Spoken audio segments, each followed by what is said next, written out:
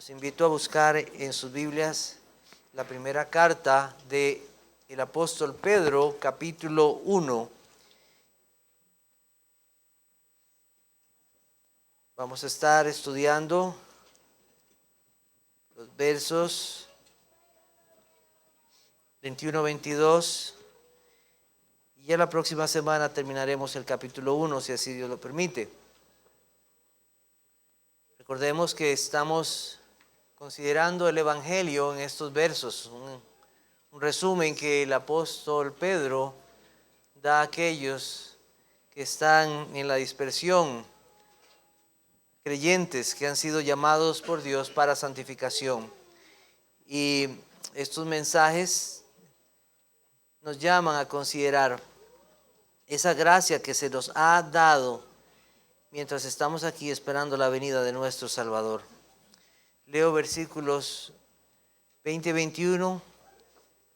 Dice: ya destinados desde antes de la fundación del mundo, pero manifestado en los postreros tiempos por amor de vosotros, y mediante el cual creéis en Dios, quien le resucitó de los muertos y le ha dado gloria, para que vuestra fe y esperanza sean en Dios.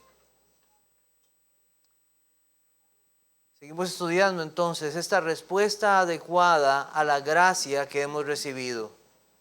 ¿Cuál es la respuesta correcta de todo creyente a esa salvación, a esa obra de gracia que hemos recibido? Ya habíamos hablado en parte de ello. Hablamos de ese hombre o mujer que tiene que vivir santo, de aquel que vive en el temor del Señor en toda su manera de vivir, toda su manera. Y quiero enfatizar esto: toda nuestra vida en todos los aspectos. Nosotros no vivimos, si confesamos a Cristo como nuestro Salvador y Señor, no vivimos una vida el domingo y los otros 6 días de la semana como si no conociéramos al Señor. No vivimos una vida como esposos y otra como cristianos. No vivimos una vida como solteros y otra como cristianos. No vivimos una vida como trabajadores y otra como cristianos. Vivimos una vida porque se nos ha dado una sola vida para vivirla para Cristo. Solo una vida para Cristo. Así que el apóstol nos está recordando esto. Fuimos salvos por esa gracia. Y entonces nos hace mirar entonces a esta vida que hay en Cristo, pero también nos hizo mirar a aquella vida que teníamos sin Cristo. En los versículos anteriores, versículo 18 dice: sabiendo que fuiste rescatados de vuestra vana manera de vivir. Y el apóstol Pablo, refiriéndose a algo muy parecido, hablaba de esto de la misma manera. Dice en Filipenses 3:8: y ciertamente aún estimo todas las cosas como pérdida por la excelencia del conocimiento de Cristo Jesús, mi Señor, por amor del cual lo he perdido todo y lo tengo por basura. O sea, toda la vida sin Cristo, todo eso antes y todo aquello que pudiera recibir aparte de Cristo es basura. No tiene ningún sentido, no vale de nada, no tiene valor. Y pensando un poquito en esto, consideraba cuánto tiempo nosotros desperdiciamos sin Cristo. Cuánto de nuestra vida nos dedicamos a vivir en nuestro pecado y a hacer mal. Cuánto de nuestra vida, en esa vida vana, nosotros dañamos a otras personas y aún dañamos todo aquello que el Señor nos había dado en su bondad en muchas maneras y lo destruimos. Cuánto servimos al placer, a los vicios, a la avaricia, a acumular riquezas. Nosotros pensábamos que en eso podíamos hallar algún disfrute o propósito y más bien destruimos todo eso. Todo esto por causa del pecado. También quiero decirte esto: si tú dices, hermano, pero es que yo nunca estuve en la borrachera, yo nunca fui un hombre que estuvo metido en lugares de maldad, no fui una persona que medía el robo, nunca adulteré, o nunca tuve esto, o nunca tuve lo otro, o hice aquello. Quiero decirte aún todo lo que tú puedas decir, si tú no tienes a Cristo, es vano. Porque la única vida verdadera y con propósito está en Cristo. Porque solamente Él vino a dar vida y a dar vida en abundancia. Entonces no te creas, aún los hijos nuestros que por la gracia de Dios y la bendición han sido criados en los caminos de Dios, que eso te va a dar salvación. Si tú no tienes a Cristo, tu vida es vana. Aunque no sea una vida metida en excesos de pecado, solamente si acudes a Cristo, la vida va a tener un verdadero propósito. Solamente, no hay otro, no hay más. Y el apóstol Pedro entonces nos hace ver ese valor del sacrificio de Cristo y nos expone a lo que yo les comentaba la vez pasada, ese valor trascendente de la redención de Cristo, o sea que no tiene comparación, y nos exponía a las joyas preciosas, al oro y la plata, cosas que en esta vida para muchos pueden tener valor y puede ser el propósito de su vida llegar a tener esas cosas. Yo quisiera en mi vida llegar a tener esto y aquello y lo otro, pero Pedro les dice, nada de eso, absolutamente de nada de eso se compara al valor incalculable de lo que Cristo hizo en la cruz. Su sangre preciosa. Así que nos recuerda la muerte limpia, pura, sin mancha del Hijo de Dios. El Hijo que hizo la voluntad del Padre perfecto y fue a la cruz y pagó con su vida la culpa por el pecado de su pueblo. Esto vimos la semana pasada, esto estudiamos la semana pasada.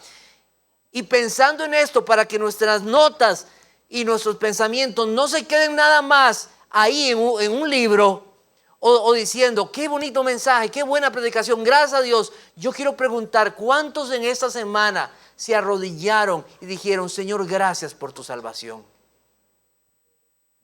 Piense, este mensaje y estas palabras, porque eso es lo que quiere el apóstol Pedro darnos a entender. Esa sangre preciosa, sin mancha, me ha llevado a apreciar más la salvación de Cristo.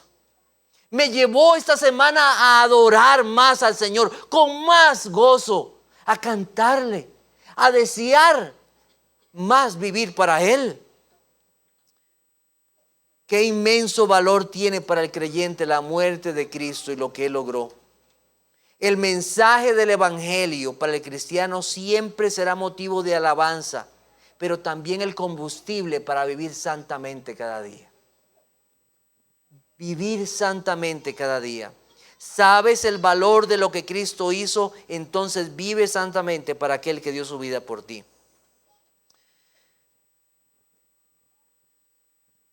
Yo recuerdo hace bastante tiempo, cuando pude comprar mi primera cámara digital. Yo estaba súper emocionado. Tenía 4 megapíxeles de resolución. Sus celulares ahora tienen mucho más que eso. De hecho, ahora la gente compra muchos celulares por el tipo de cámara. Antes de cualquier función, ¿qué cámara tiene? Y es lo primero que ven. ¡Wow! ¡Qué buena cámara tiene! Y eso es lo que se fijan, ¿verdad? Eso es lo que es más importante.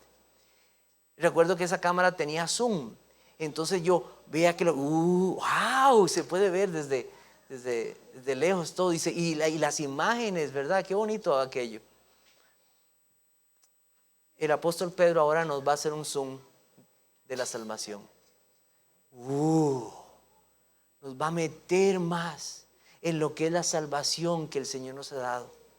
Porque el mensaje de la salvación es que Cristo murió por pecadores, que Cristo resucitó, que ahora Él está en los cielos e intercede por los suyos. El mensaje maravilloso del Evangelio. Pero haciéndole un zoom, metiéndose ahí, uno ahora dice, ¡wow! ¡Qué maravillosa esta salvación! ¡Qué grande es este Dios que nos ha dado salvación! Y eso es lo que quiere hacer el apóstol Pedro. Y lo ha estado haciendo. Haciéndonos ver lo maravilloso que es esta salvación. Por el Espíritu Santo es guiado para llevarnos a ver esto. Lo primero que vamos a ver, entonces, vamos a ver 2 puntos. El propósito eterno de Dios en la salvación. Ese es el primer punto, el propósito eterno de Dios en la salvación. Versículo 20 dice, ya destinado desde antes de la fundación del mundo, pero manifestado en los postreros tiempos por amor de vosotros. el apóstol Pedro predicando a más de 3,000 personas en aquel día tan esperado, en el día esperado en que Dios enviaría su Espíritu Santo en Pentecostés. Él está predicando. Todos están escuchando el mensaje, muchos de diferentes idiomas, escuchando el mensaje de salvación en sus propios idiomas. Escuchando esto, y el apóstol Pedro, lleno del Espíritu Santo, predica a más de 3,000 personas. Un mensaje poderoso, totalmente cristocéntrico, hablando de Cristo. Y entonces él dice estas palabras: Jesús Nazareno, varón aprobado por Dios entre vosotros con maravillas, prodigios y señales que Dios hizo entre vosotros por medio de él, como vosotros mismos sabéis, a este entregado por el determinado consejo y anticipado conocimiento de Dios, prendisteis y matasteis por manos de inicuos, crucificándole. Al cual Dios levantó suelto los dolores de la muerte, por cuanto era imposible que fuese retenido por ella. Hechos 2, 22 al 24. Pedro les dice a todos aquellos hombres: es Dios quien ha determinado la muerte del Hijo. Lo ha puesto ahí. Ustedes fueron el medio y son culpables de eso. Pero es Dios quien soberanamente ha determinado esto. Esto no fue una casualidad. Esto no fue su arrebato de ira y de cólera que simplemente llevaron a Cristo a la cruz del Calvario. No fue eso. Fue Dios que tenía un plan eterno. Dios está en control. Dios ha traído esa salvación. Nada impidió que se cumpliera el propósito de Dios. Absolutamente nada. Sus manos inicuas, Judas el traidor, los testigos falsos, el abandono de todos sus apóstoles no impidieron que el plan de Dios se cumpliera. Todo ocurrió conforme Dios lo había determinado. Y eso es lo que Pedro nos dice aquí, ya destinado desde antes de la fundación del mundo. ¿Ha escuchado usted una frase causa y efecto? ¿Ha escuchado algo de eso? Causa y efecto, causa y efecto. Eso es como cuando vino una muerte. Entonces, bueno, ¿y qué la causó? ¿Verdad? ¿Qué causó esta? Bueno, fue el accidente. Entonces, causa y efecto. Y cosas como esas, ¿verdad? Que uno puede pensar. Mire, la salvación no es causa y efecto. No es así.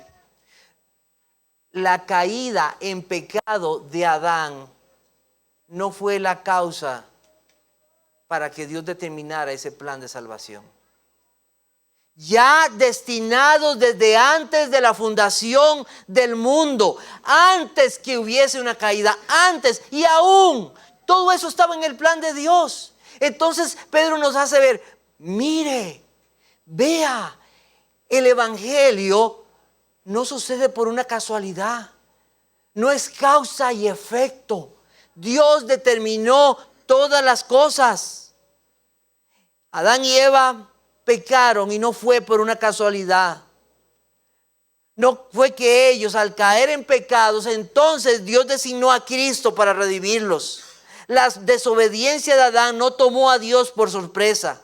Antes que existiera un mundo, antes que todas las cosas fueran creadas, ya en la sabiduría y consejo eterno de Dios en el Hijo, vendría el Salvador, Jesucristo. Él se encarnaría, viviría de forma perfecta, iría a la cruz en el momento y tiempo ya establecido, moriría y resucitaría. En Gálatas capítulo 4, versículos 4 y 5 dice así: pero cuando vino el cumplimiento del tiempo, Dios envió a su Hijo, nacido de mujer, nacido bajo la ley, para que redimiese a los que estaban bajo la ley, a fin de que recibiésemos la adopción de hijos. Este versículo nos indica que hubo un momento preciso en la historia que Dios determinó para que el Hijo viniera. Que hubiera un gobierno romano, que hubiera la maldad de los hombres romanos, que ellos hubieran establecido esa muerte de cruz como una de sus formas más horribles y vergonzosas de castigo. No fue el pensamiento de ellos. Dios determinó todo como habría de ser, sin faltar nada, usando los medios que Él mismo también determinó. Los evangelios usan una y otra vez esta frase cuando se refieren a la muerte de Cristo. Dice, para que la Escritura se cumpliese. Para que la Escritura se cumpliese, para darnos a entender que nunca fue una casualidad. Mire, qué visión más refrescante, más consoladora, más motivadora. Es cuando uno lee el Antiguo Testamento con nuevos lentes. Usted se pone los lentes del Evangelio y lee el Antiguo Testamento y dice, oh, Cristo aquí. Ay, qué maravilloso Cristo acá. Todas estas, Isaac, los sacrificios en el templo. Cuando uno ve cómo Dios por gracia solo salvó a 8 personas. Y uno dice, es los lentes del Evangelio. Y uno dice, wow, qué maravilloso Cristo. Eso es maravilloso. Y uno lee la Biblia de esa manera, viendo todo eso. Como en los Salmos, como en cada cosa está Jesucristo. Uno llega a gozarse de eso. Pero todavía se goza aún más. Y Pedro nos dice, es que la historia no comenzó ahí. La historia comenzó más atrás todavía. La historia comenzó en la eternidad. Cuando aún no existía ni un tiempo, porque el tiempo fue creado. Dios no está sujeto al tiempo. Cuando se creó este mundo y todas las cosas existieron, pero antes, en la eternidad, en algo que nuestras mentes ni pueden imaginar, hubo un pacto eterno, hubo una determinación para que el Hijo viniera, un acuerdo Padre e Hijo para que viniera. Pedro no solo nos está informando que Dios planeó todo y que todo se cumplió perfectamente sin fallar en nada. No fue planeado que fuera un ángel el que viniera, sino que fuera el Hijo. Y el Padre trata con el Hijo como el fiador de ese pacto para su pueblo. Pero hay algo aquí que también debe asombrarnos más. Cristo no vino para ver a quiénes salvaría. Ok, ya el plan está hecho. El acuerdo para que el Hijo viniera en la eternidad a salvar. Pero ahora voy a ir a ver a quién salvo. A ver qué pasa. A ver quiénes van a creer. No, todavía más. Pedro nos hace ver más allá y dice, esto tampoco fue una casualidad. ¿Qué dice ahí? Vean lo que dice. Dice lo siguiente. Ya destinado desde antes de la fundación del mundo, pero manifestado en los postreros tiempos, dice, por amor de vosotros. Que Cristo viniera, que Él fuera determinado desde antes de la fundación del mundo, nos dice que la salvación no sería universal, sino que Él tenía un propósito de amor particular y electivo. Por amor a vosotros, a ustedes, a esos que ya en el capítulo 1 nos había hablado que habían sido elegidos, en el versículo 2, elegidos según la presciencia de Dios Padre. Ya hay un Dios actuando en amor. Debido a que hubo una elección, entonces Dios determinó en su amor enviar a su Hijo, a su amado, a su único, aquel que es uno con Él. Vamos a buscar Efesios capítulo 1 y vamos a leer palabras que son muy, muy parecidas y explicando la misma verdad. Efesios capítulo 1, versículos 4 al 6. Dice, según nos escogió en Él antes de la fundación del mundo, para que fuésemos santos y sin mancha delante de Él. En amor, habiéndonos predestinado para ser adoptados hijos suyos por medio de Jesucristo, según el puro afecto de su voluntad, para alabanza de la gloria de su gracia, con la cual nos hizo aceptos en el amado. ¿Debe esto entonces llenarnos de un orgullo santo?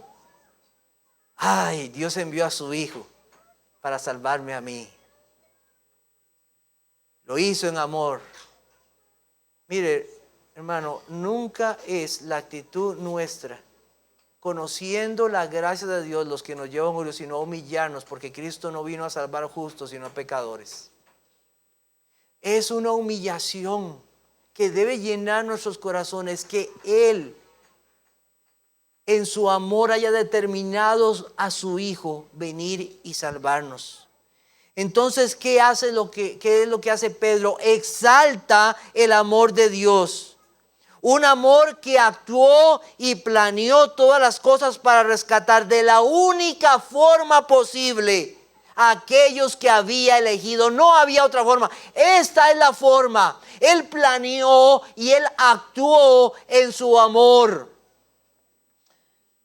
Por eso es que nosotros, cuando pensemos en el amor de Dios, nunca debemos de compararlo con nuestro amor. Nuestro amor es sentimental. El amor de Dios es perfecto, santo, planea y actúa y todo lo cumple.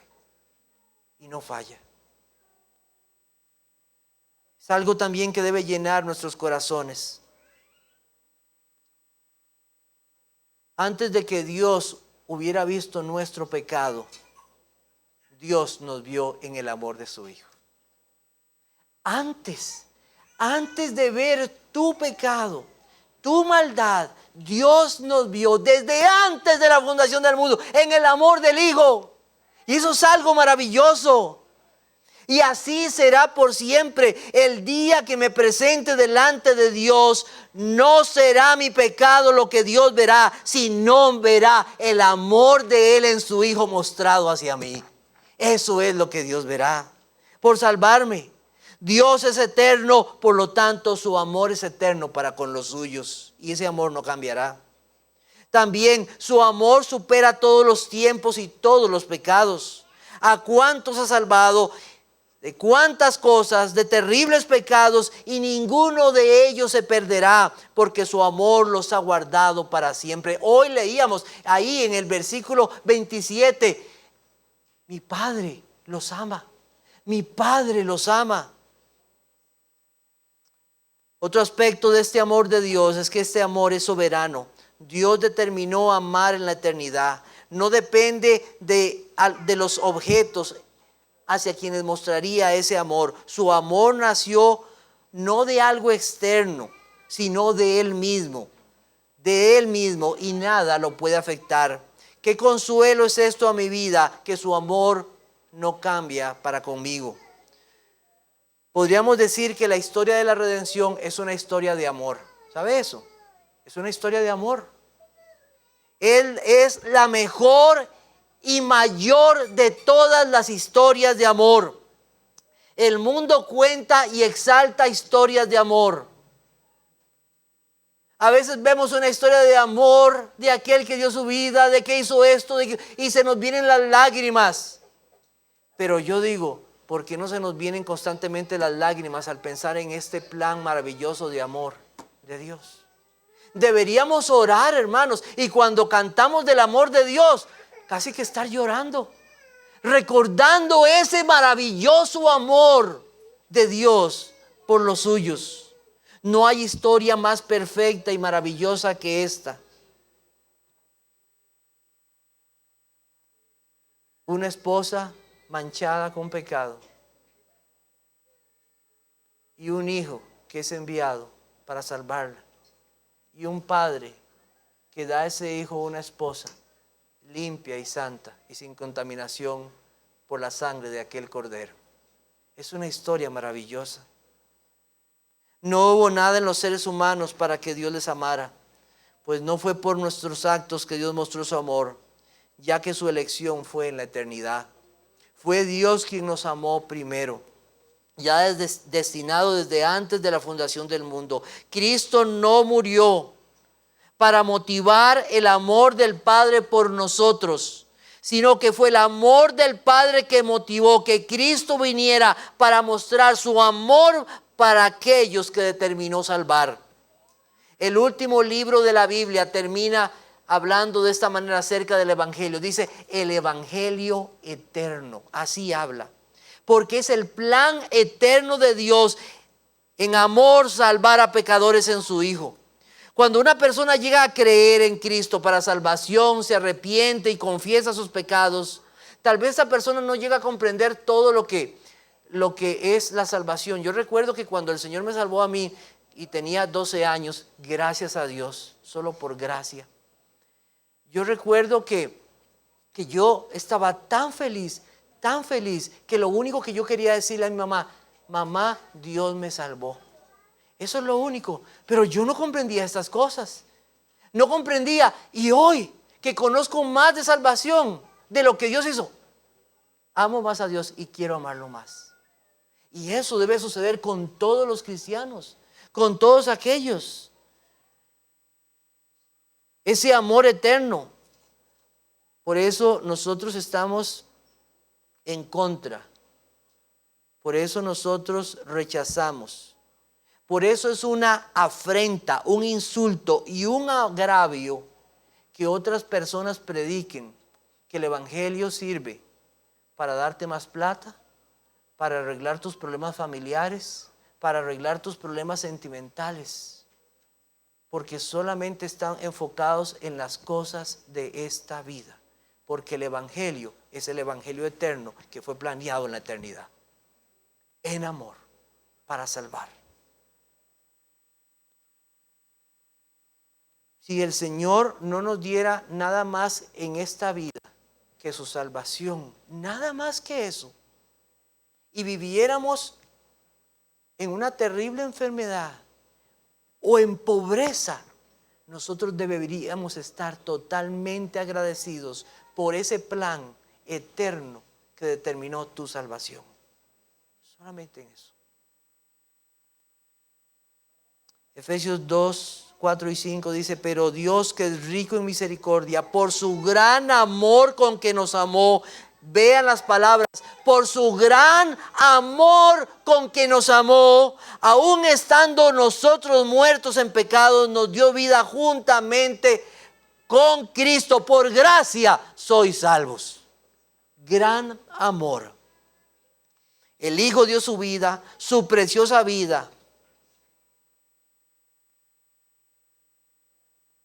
No hubo nada en los seres humanos para que Dios los amara. Pues no fue por nuestros actos que Dios mostró su amor, ya que su elección fue en la eternidad. En segundo lugar, el propósito cumplido en Cristo. El propósito cumplido en Cristo.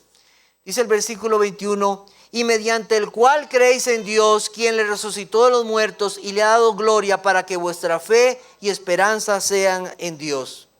Ese amor para salvación y para gloria de Dios. ¿Cuántos ven solo el amor de Dios en términos de las cosas de esta vida? Una de las preguntas que hacemos muchas veces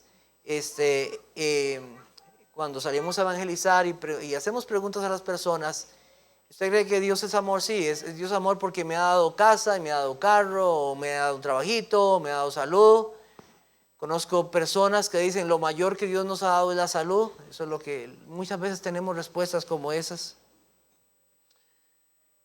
Pero ese amor de Dios, aquí nos dice, fue para que nosotros no solamente creyéramos que Cristo murió, sino que también resucitó para nuestra esperanza y fe, y éstas sean en Dios. Ese amor fue mostrado en Cristo, y es por Cristo quien llegamos al Padre. Ya Pedro nos ha mostrado que Cristo murió, que Él ha dado su vida, su sangre preciosa, pero ahora nos llevará a otro aspecto que es la resurrección. La salvación no viene de nosotros. Dios levantó a su Hijo con poder de la muerte. Vamos a buscar dos pasajes. Hechos 2:24. Hechos 2:24.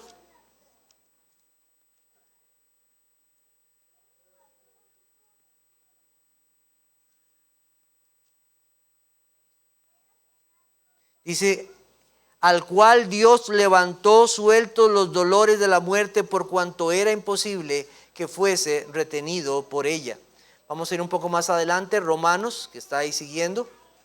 Romanos capítulo 4, versículo 24.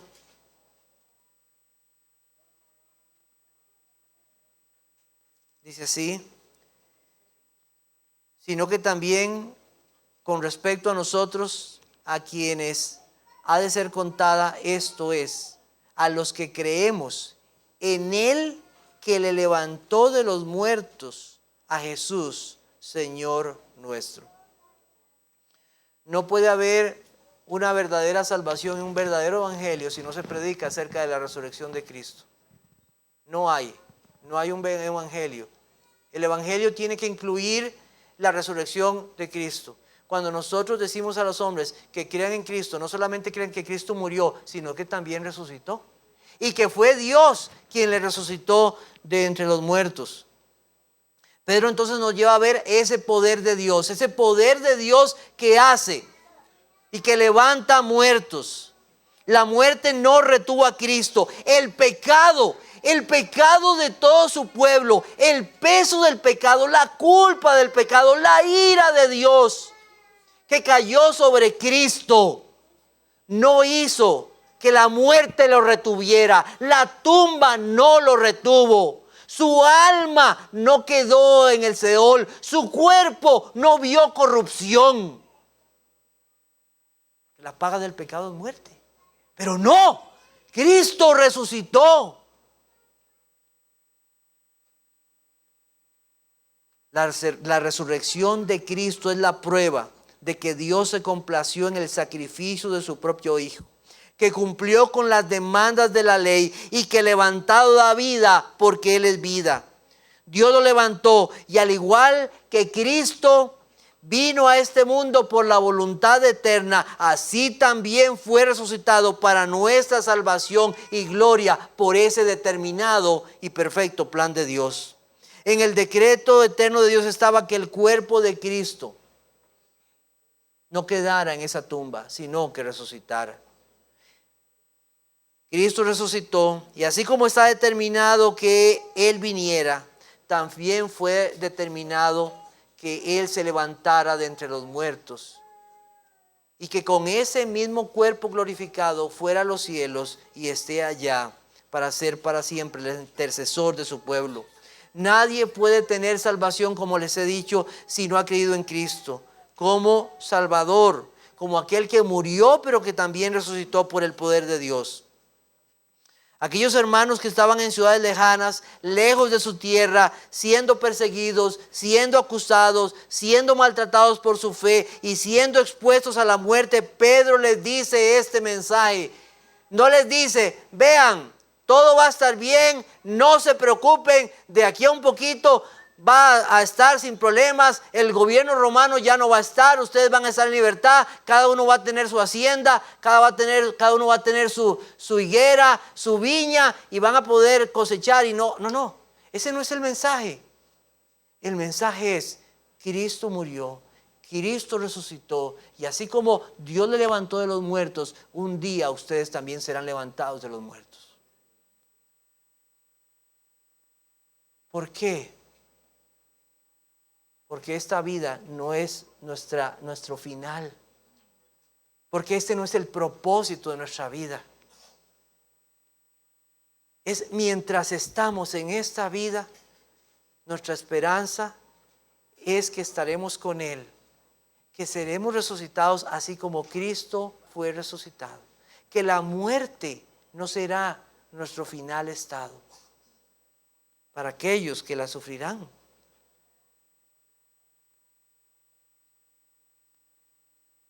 La resurrección nuestra es que Dios también lo ha determinado. Y esta es la base de fe y esperanza. En el amor de Dios, Él les ha dado a Cristo, su Hijo, para que crean en Él. La fe no es creer que Dios nos dará todas las cosas de esta vida.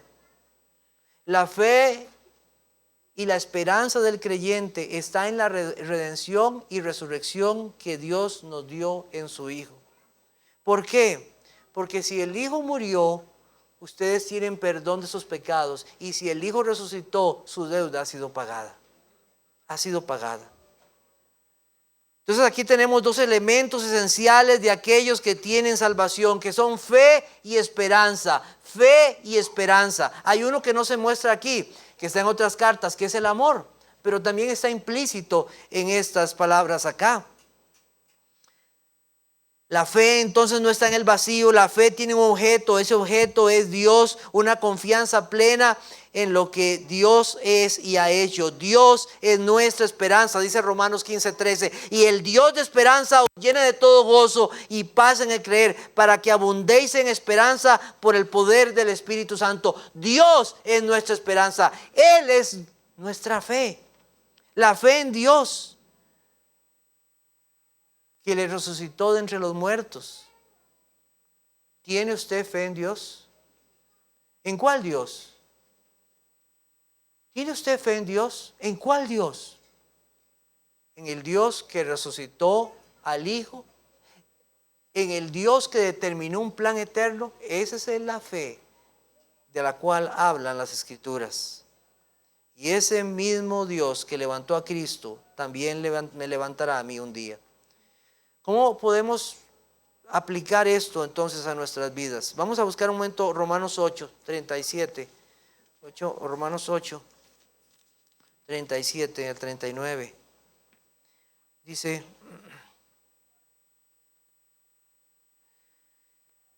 antes en todas estas cosas somos más que vencedores por medio de aquel que nos amó. Por lo cual estoy seguro de que ni la muerte, ni la vida, ni ángeles, ni principados, ni potestades, ni lo presente, ni lo porvenir, ni lo alto, ni lo profundo, ni ninguna otra cosa creada nos podrá separar del amor de Dios que es en Cristo Jesús, Señor nuestro. Ese plan maravilloso en la eternidad no falló no falló y cumplió su propósito. Ese amor de Dios no abandonará nunca a los suyos. No debemos dudar de su amor. Para algunos que han tenido esa bonita experiencia, tal vez a no todos les ha pasado, pero algunos cuando estoy hablando de los hombres, cuando fueron a proponerle a su esposa, que es su esposa, matrimonio, entonces hicieron todo un plan ese día en que le iba a dar en el anillo. ¿Recuerda usted ese día? Ellos que tuvieron esa oportunidad. Hay algunos que lo planearon de una forma, yo digo, wow, ¿verdad? Qué buen plan hicieron. He visto también cosas locas como que le ponen el anillo en la hamburguesa, ¿verdad? No, yo no sé, eso no es un plan. O se lo han hecho puesto en una copa, ¿verdad? He visto, pues la muchacha casi se muere, se ahoga. Hay otros que han hecho un plan. Yo recuerdo que yo hice mi plan, no se los voy a decir. Bueno, yo hice mi plan porque quería mostrarle el amor, ¿verdad? El amor. Entonces, ustedes recordarán. Bueno, también he visto que algunos hicieron ese plan y algo no falló. Había planeado llevarla a ese restaurante y ese día lo cerraron. Un ejemplo, han pasado cosas de esas, ¿verdad? No sé. A pesar de eso, muchos pudieron hacer ese momento bonito y compartir ese momento especial. Y la esposa, que es esposa, en ese momento su novia, vio todo ese plan. ¡Wow! Todo lo que él hizo, todo lo que él planeó, todo lo que preparó, la llevó a tal lugar, hizo todo. Ese plan que muestra amor por esa persona. Realmente me es importante esa persona. Pasa el tiempo, se casan. ¿Y qué se da cuenta esa muchacha, esa hermana? A pesar de todo lo bonito, ese plan muchas veces de amor falló o va a fallar. Porque no hay ninguno de nosotros que pueda decir, yo amo a mi esposa de forma perfecta. Hermana, el único que te ha amado de forma perfecta es Jesucristo. Entonces lo que quiero decirles es esto. El plan eterno de Dios no falló. Él planeó todo desde la eternidad, sin fallar ningún detalle, nada, absolutamente nada lo obtuvo o le puso un tropiezo, obstáculo para que se cumpliera tal como fue realizado. Nada.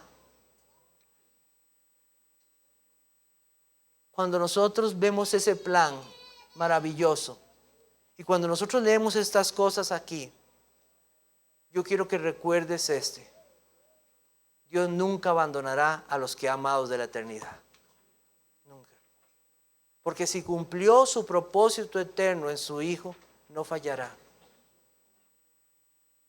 Y un día, si tú has creído en Dios, si tú has entregado tu vida, si has confesado tus pecados y has creído en aquel que dio su vida por ti,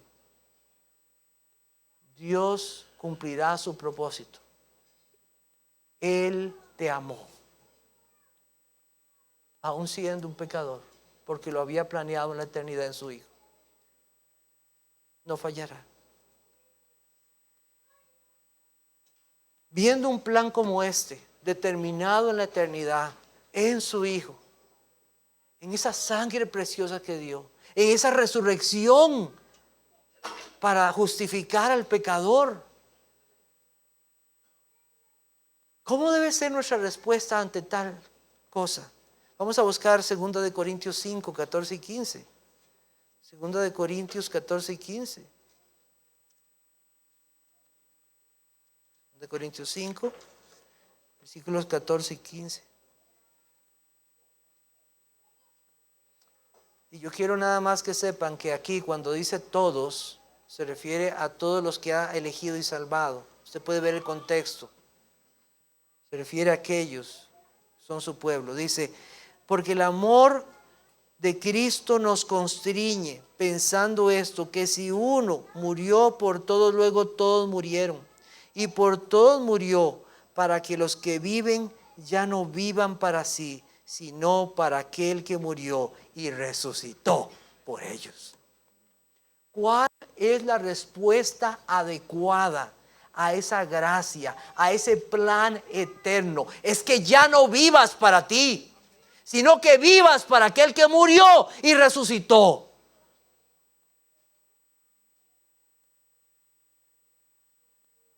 ¿Por qué? ¿Por qué entonces los amores de esta vida están compitiendo con el amor de Cristo en tu vida? ¿Por qué estás amando ese pecado? Si viendo ese plan eterno de redención que no falló en amor, ¿por qué está compitiendo ese pecado que no significa nada, que es una basura, a la par de ese plan maravilloso de amor? Nada debe estar tomando el lugar que le pertenece a Cristo, en amor y en una vida para Él. En Mateo capítulo 10, versículo 37, dice lo siguiente: el que ama a padre o madre más que a mí, no es digno de mí. El que ama a hijo o hija más que a mí, no es digno de mí. Solo el que es Dios tiene derecho a pedir esto. Solo el que es Dios. Y Él como Dios está exigiendo ese amor. Ni aún nuestros hijos pueden quitarnos ese amor a Dios. Hay padres que han amado a sus hijos de tal manera que por ellos, por sus actividades, no vienen un día a la iglesia. O porque aquella madre me pidió que por su cumpleaños, que por su actividad, que por eso. Bueno, ¿a quién estás amando? Yo no estoy diciendo que sea malo celebrar un cumpleaños o una actividad. Lo que estoy diciendo es que hay un lugar que le corresponde al Señor. Hay personas que, si usted cree, si usted va a esa iglesia, no vuelva aquí. Ya no lo reconozco como hijo.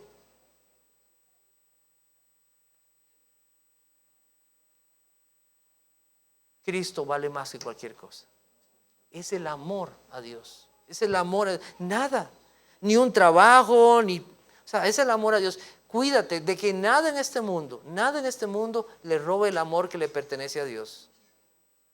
Ese es el primer mandamiento, amar a Dios sobre todas las cosas. Ese es el primer mandamiento. Si usted dice, es que yo amo a mi prójimo, no, recuerde, primero hay un mandamiento, ama a Dios. Ama a Dios, así comienza. Es el primer mandamiento. Los que aman a Dios, entonces aman sus mandamientos, como lo dice Juan capítulo 15, versículo 14. Si me amáis, guardad mis mandamientos. Entonces viven en este mundo para Dios, guardando sus mandamientos. Así viven. Hay una respuesta adecuada a ese amor. Es amor. Nosotros le amamos a Él porque Él nos amó primero. Esa es la respuesta a ese amor. Un verdadero amor por Dios. Que nada le quite lugar a ese amor. Hermanos, ¿hay algún plan como este? ¿Hay un plan como este? ¿Hay otro plan? No, es el único plan maravilloso. Y si no hay otro plan más maravilloso que este, más excelente que este, ¿por qué no hablamos de él? Hay personas que pueden contar una película de principio a fin sin fallar en nada. ¿Ha visto? No me la cuente. Yo quiero verla. Usted se la sabe toda. Sin fallar. ¿Y cómo es posible que no aprendamos más de la salvación que hemos recibido de Dios? Porque si es tan maravilloso, si es así, deseemos aprender más de esa salvación. Y gocémonos y apreciemos más esta salvación que hemos tenido de Dios. Este amor también, este amor de Dios debe ser motivo de nuestra alabanza y gloria a Dios. Porque antes de que la enfermedad viniera, ya el remedio estaba. Antes de que la enfermedad viniera, ya el remedio estaba. Gloria a Dios. Debe ser motivo de nuestra alabanza. Él en su Hijo nos proporcionó todos los beneficios de la salvación. En Cristo. Todos los beneficios. Todo está en Él. Esto debe ser motivo de nuestra alabanza a Dios, de nuestro gozo, de nuestra alegría. Deje de estar poniendo excusas en cuanto a su servicio a Dios, en cuanto a su gozo. Mire su corazón y considere qué está quitando su amor a Dios. ¿Qué está quitando? Este plan es maravilloso en su Hijo. Finalmente, él dice la fe y la esperanza, habla el apóstol Pedro. La fe y la esperanza son una gracia de Dios, realmente son gracias de Dios. Pero al mismo tiempo son una respuesta a esa gracia de Dios, creer en Dios. No somos nosotros los que creemos, somos nosotros los que tenemos esperanza en Dios. Y por esa esperanza entonces nosotros esperamos un día verle. Dice 1 Pedro 1:8, a quien amáis sin haberle visto, en quien creyendo, aunque ahora no lo veáis, os alegráis con gozo inefable y glorioso. No hay mejor vida que la vida del cristiano. No hay mejor vida. Usted no tiene que envidiar la vida del mundo. Nosotros vivimos una vida gozosa, de alegría.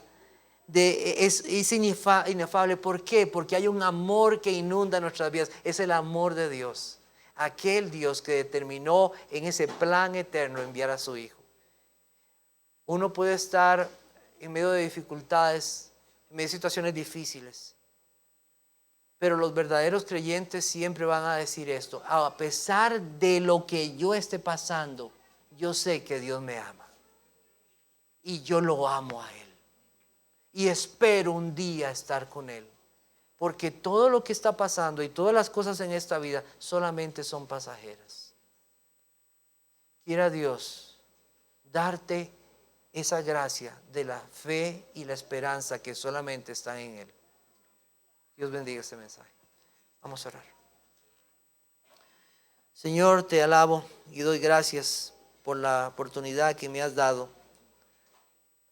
de hablar y en estos débiles intentos explicar